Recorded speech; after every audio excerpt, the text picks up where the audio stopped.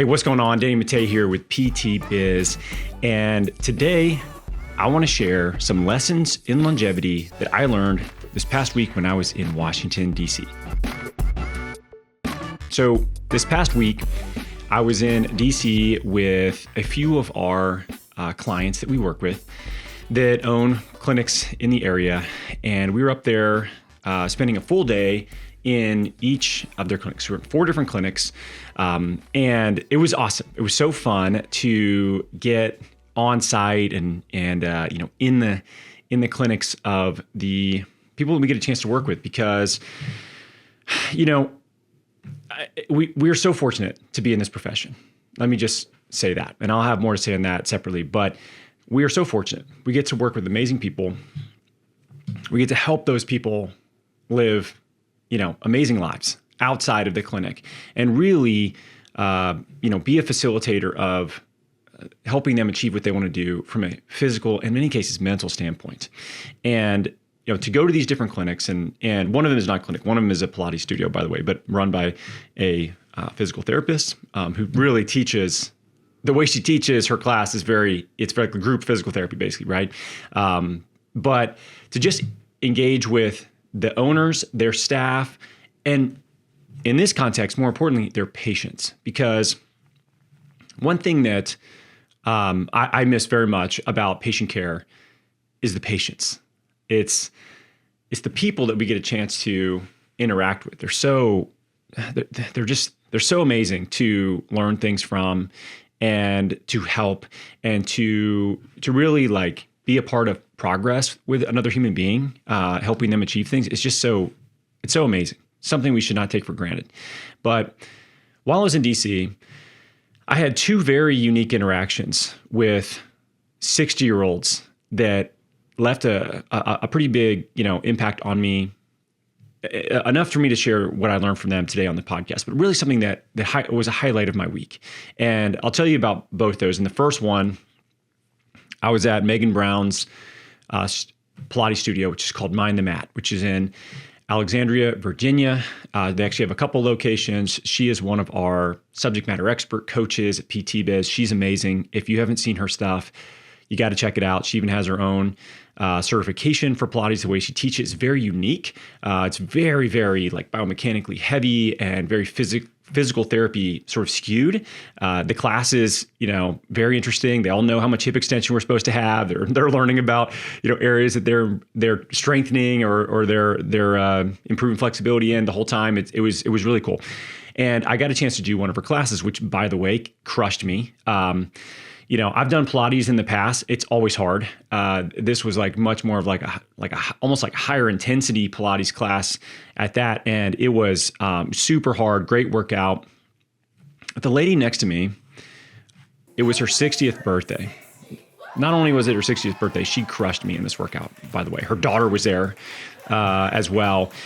And she just was in fantastic shape for her age. She seemed super happy to be there, tons of energy.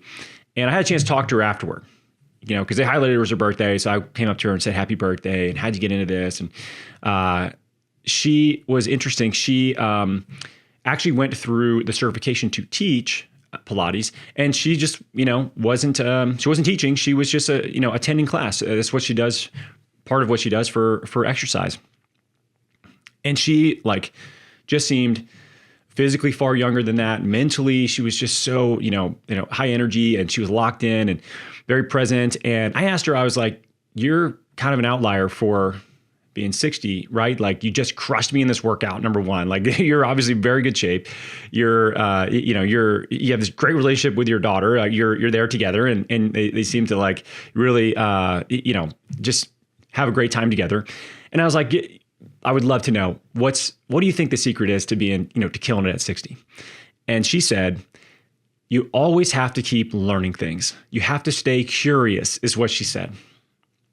You have to stay curious and learn new things. And she said that she went through this Pilates certification because she was interested in it. She wanted to learn more about it. And that was only 2 years ago when she did that. So, when I meet somebody that I think is doing something that I hope to be able to do when I'm their age as well, I always want to ask them about it. And what she told me, I've seen patterns of this. And this is actually something that you can take this into your own clinic. When you have patients that are on a trajectory you hope to be on as well, ask them, what have you learned? How did you get here? What is it that you prioritize? Like, you can reverse engineer a lot of these things.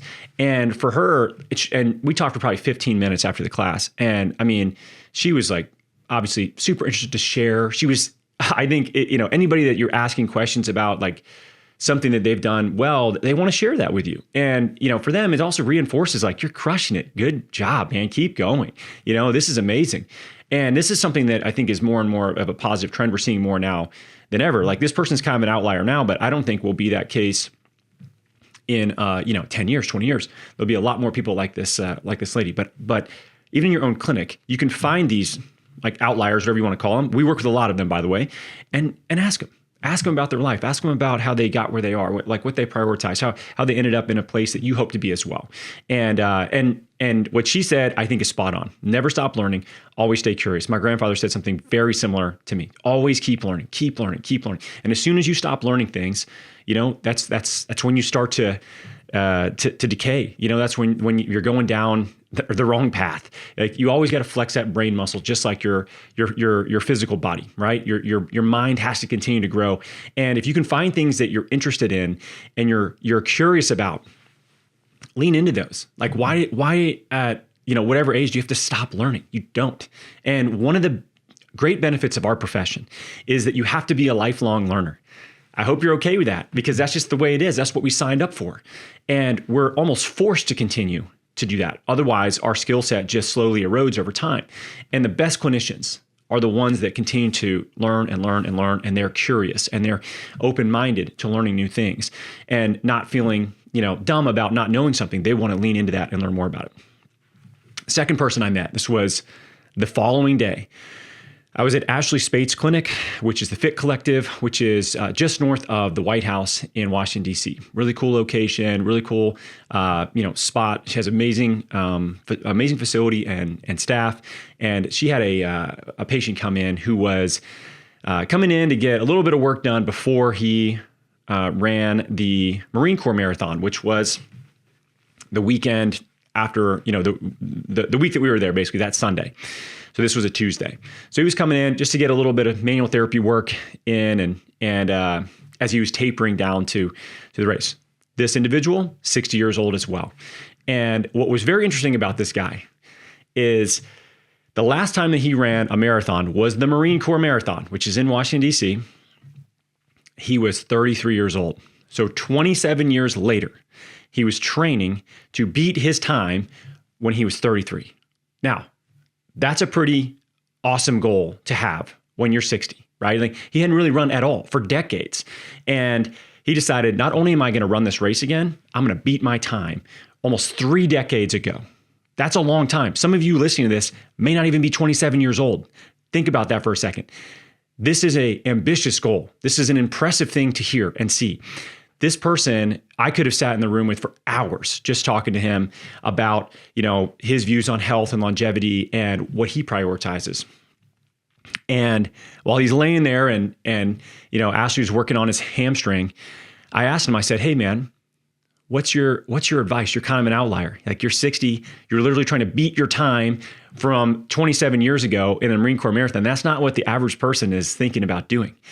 And what he told me was actually, very basic advice and very easy advice to follow. Free, actually, advice. He said, prioritize sleep and drinking water. That was it. Prioritize sleep and drink water. And what he said, backstory to him is, this guy's a chef. He used to run a restaurant, like a high-end restaurant, and he eventually closed the restaurant down, and he does like more private dining things now because he wanted to be able to control his schedule better. And he said in a restaurant, it's very hard to, number one, control when you're going to be home and your sleep environment. And, you get to bed really late, and sometimes you have to be up early for other events and things. And so his sleep was wrecked for years. And he's like, the other thing is you're just constantly in a hot environment and you're getting dehydrated. And so he probably was dehydrated for a very long time and also drinking other things. So he's like, if you just replace your drink with water and that's it, you're in a great spot. And if you can prioritize your sleep, you're going to feel so much better. And these are two basic things that everybody has access to, which I just love, right? Like it's simple advice. And anybody listening to this is probably like, yeah, no doubt, right? But not everybody does it. And that's the funny thing about it. Between these three things, they're all free. Stay curious, keep learning new things, be excited to be a new person, to be a novice. So many of us, we're like, oh, I'm going to feel like an idiot because I don't know how to do this. I don't know how to do whatever. I've never done, I've never played this sport before. I've never, whatever. I've never done this type of physical therapy work. I've never learned this language. I've never, whatever it is. It's great to be a novice. That's a great place to be. That's where most of the learning happens, right? That's a new thing for many of us. Like we haven't been a novice in a long time unless you seek that out. And then sleep, get enough sleep and drink freaking water. Like how hard is that, right? It's not. And these are three really simple things we can all do, but yet we as healthcare professionals as well, we forget about this stuff. We get busy. We prioritize other things. And even with our own patients, how easy it is to talk about these things. It's so simple, but it's the accountability of these things, the things that you see. And I can tell you this, whenever you talk to people about longevity, you talk to people about the things that they're doing. These are examples of where you can pull patients in to explain like scenarios that they could be as well, that you can be as well. I tell you, man, for me, when I think about these things, when I meet somebody that just kicks my butt in a Pilates class and they're literally 20 years older than me, when I meet somebody who's trying to PR their marathon time almost 3 decades later, I find those people just so like interesting because I want to be like them. I want to be that person that is not just waiting to die. I want to be that person that's like, no, I'm still learning new things. I'm still trying to progress. And in order to do that, you have to take care of yourself physically and mentally, period. Now, where does this apply to you? Well, number one, hopefully this is just an inspirational sort of moment where you can be like, oh, cool. Like people like this exist. And yes, we get to work with them all the time. But if you run your own business, you're burning it at both ends even more so. It's stressful. There's a lot of unknown associated with that. There's a lot of work. There's a lot of things you have to do physically and mentally, and it can really wear you out. So more than anything, you've got to keep in mind that you have to pour back into yourself just as much as you're pouring back into everybody else. Your body, your mind is your vehicle in life. And if you treat it poorly, it's not going to last as long. It's not going to be as effective as you would like it to be later in life. And we shouldn't have to talk about this as healthcare professionals, but I promise you this, if you are a clinic owner, you're probably at some point in time in that journey have been very rough on your body. I know I have. I've been there. And you have to make sacrifices. And when you have young kids, sleep sucks, and when you're busy, maybe you can't make as many positive health choices or learn new things or have a hobby that maybe you're interested in. These are all things that maybe you have to make compromises for along the way, which is fair. That's totally normal. And I've done the same thing. But don't forget, at the end of the day, you have to put it back into yourself. You have to give yourself, resources and time and treat your body and your mind right. Because if you don't, then you'll continue to wear yourself down. Your longevity will be terrible in your business as well as your health. And we've seen this over and over again with entrepreneurs that have terrible health disorders that pop up. And it's because of, you can really drive yourself very hard for a long time. But at the end of the day, at some point, it's going to run out, right? You're going to hit a wall. And that's going to affect either your health, your relationships around you, or maybe both. And these are people that, just as an example, I think it's a positive thing to share.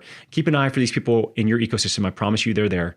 Ask them about their life, how they got where they're at. Take that as inspiration, as the breadcrumbs of where you need to go and what you need to do. They'll tell you if you ask. So you got to be curious and you got to remember to take care of yourself along the way. This was a fantastic positive reminder. Just so, I've probably told a dozen people about these folks, because of how much it affected me in a positive way. And I hope it affects other people in the same way. So don't forget, take care of yourself. These are the people you want to be like. These are people I want to be like. And in order to do so, you got to make the right decisions along the way, stay consistent, have fun, learn new things, take care of yourself, get some freaking sleep, man. Come on, go to bed, right? Take a nap maybe if you can't, sleep at night because you got some young kids. I get it. Take care of yourself, drink some water. How hard is that? All right, have a good one.